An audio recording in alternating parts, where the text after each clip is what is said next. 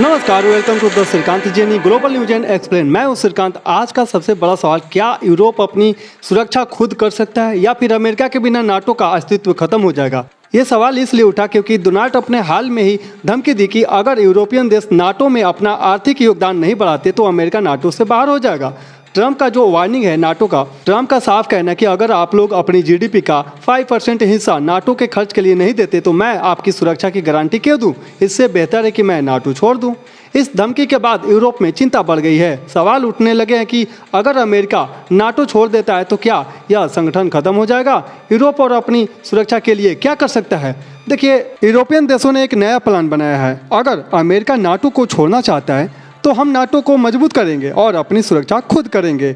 इस प्लान में Britain, France, Germany और नार्डिक देश जैसे डेनमार्क, फिनलैंड, आइसलैंड, नॉर्वे जैसे मजबूत देश शामिल हैं। इनका कहना है ना कि आने वाले 5 से 10 सालों में नाटो को हम इतना मजबूत कर देंगे कि अमेरिका की ज़रूरत ही न रहे। अब नाटो का इतिहास और अमेरिका की जो भूमिका रही है वो समझिए ज़रा। नाटो यानी नॉर्थ अटलांटिक ट्रीटी ऑर्गेनाइजेशन सन 1949 में बनाया गया था। इसका मकसद था द्वितीय विश्व युद्ध के बाद सोवियत संघ यानी यूएसएसआर के विस्तार को रोकना। सन 1991 में यूएसएसआर के टूटने के बाद नाटो का मुख्य उद्देश्य बन गया कि किसी भी देश पर हमला हो तो हम उस पर सामूहिक हमला करेंगे। आज नाटो में 32 देश शामिल हैं और इसमें सबसे ज़्यादा सैन्य शक्ति अमेरिका के पास है। अमेरिका नाटो के कुल 1185 बिलियन डॉलर सैन्य बजट में सबसे ज़्यादा योगदान देता है।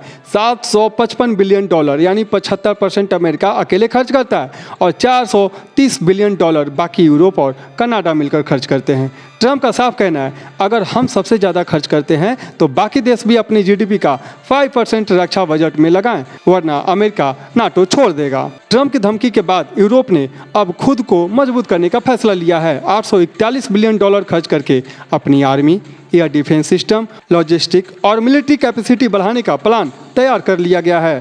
पोलैंड जैसे देश अब खुद न्यूक्लियर हथियार बनाने की बात कर रहे हैं। फ्रांस और ब्रिटेन के पास पहले से ही न्यूक्लियर वेपन है। अगर अमेरिका नाटो छोड़ देता है तो क्या नाटो का नया लीडर मिलेगा?